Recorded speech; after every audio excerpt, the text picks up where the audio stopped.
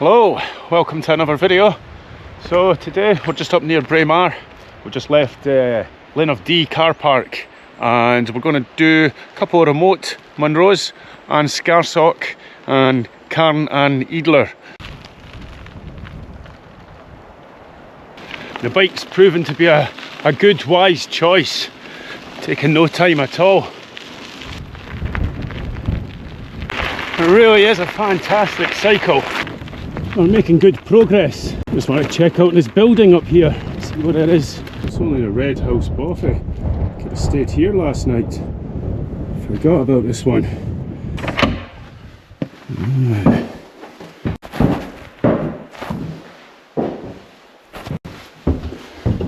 Hey man. So that was a red house boffy, one of the newer MBA boffies. Met a really nice German chap, Daniel from Bavaria, from Nuremberg. He was a really interesting guy. He's just backpacking around Scotland. He made me a cup of tea, which was so welcomed, as I forgot my cup and never managed to get a coffee this morning. We were chatting for about an hour, so it's put me behind a bit, but we're in no hurry. We've got a trusty steed.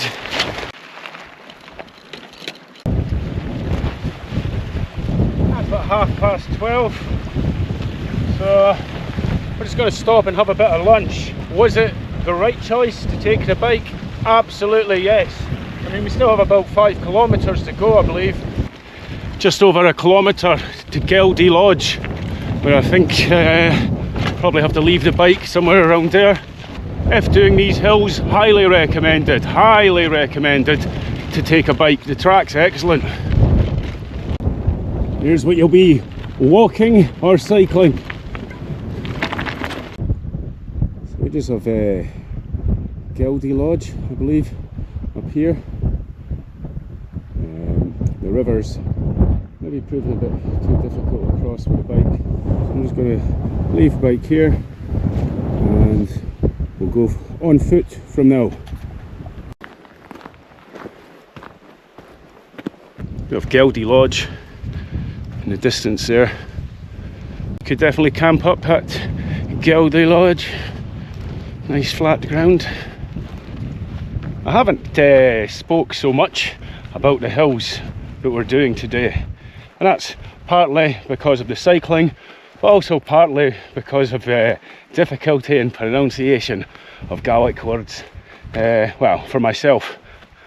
So An Sgarsoch and Carn Eadler are quite remote hills.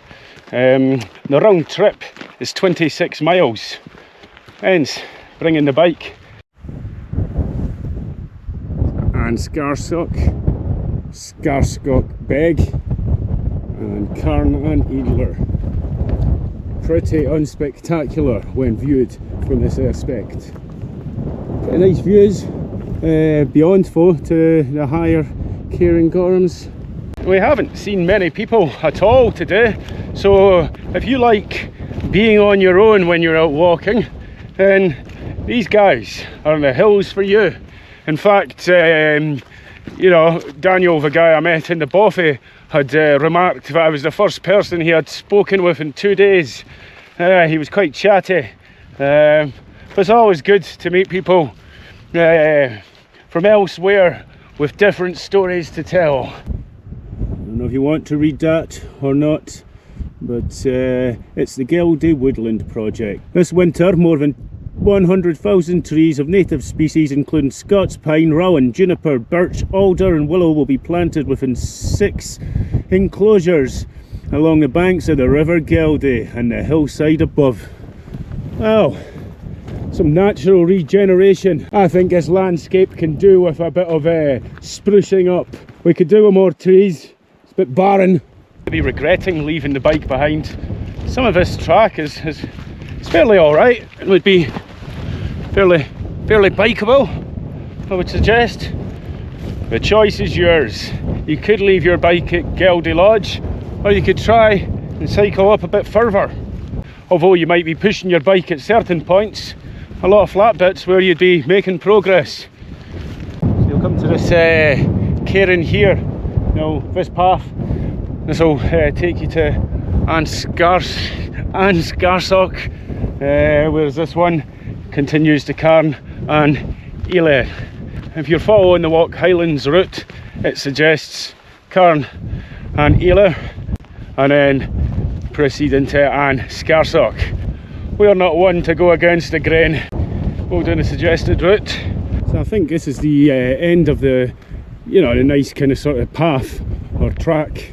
I would dare say that you could probably take your bike up here, no problem, and leave it back at the cairn. So whilst we're walking together, I may as well impart some information for you guys in case you choose to do the walk yourself. As I've said already, parking is at the Linn of Dee. It's a great big car park. There is a charge.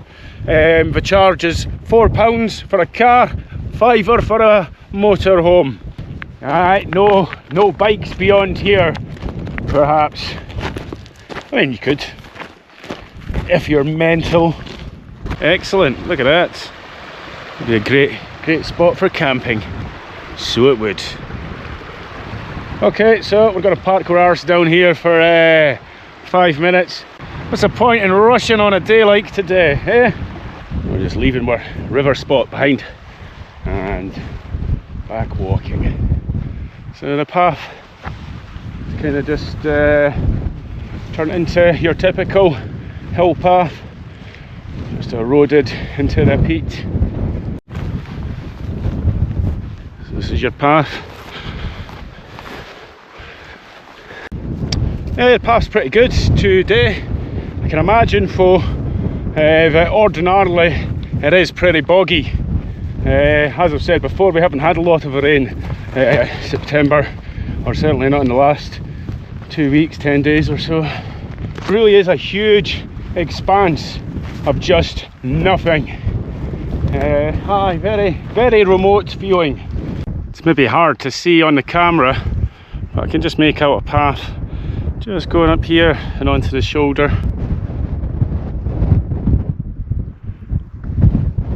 To pull up to this shoulder, it's a bit of a slog. It's quite steep. Much easier. So we're on the kind of beaten path and just gradually going up the shoulder now. So it's tough going, like getting on to that. Just you know, as always, when you're battering through the heather.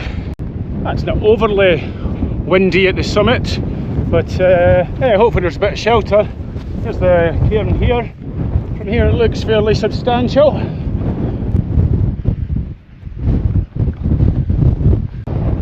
So here we are, the summit of Cairn Eadler. Yeah, it's alright, isn't it? Maybe get some shelter on the other side, or perhaps down over here.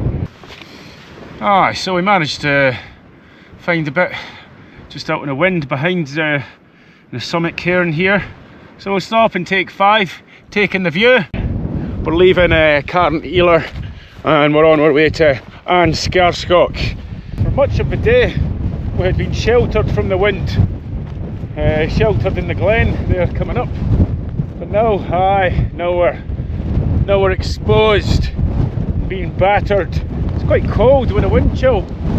But this is An Sgarsoch, this one here.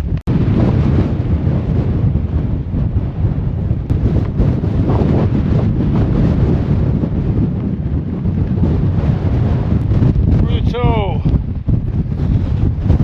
The wind's definitely got gustier, picking up.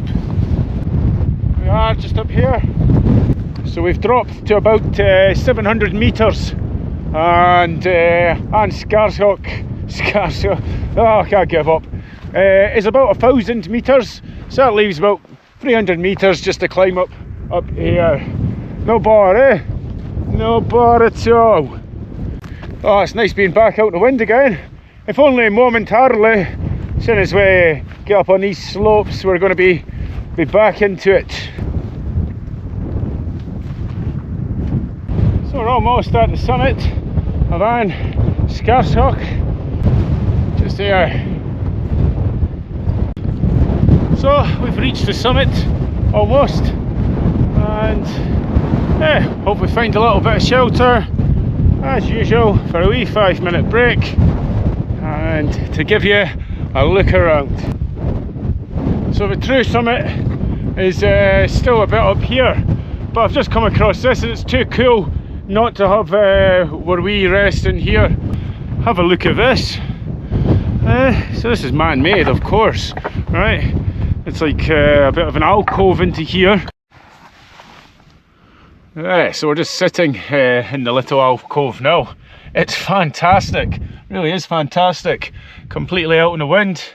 Great views, great views.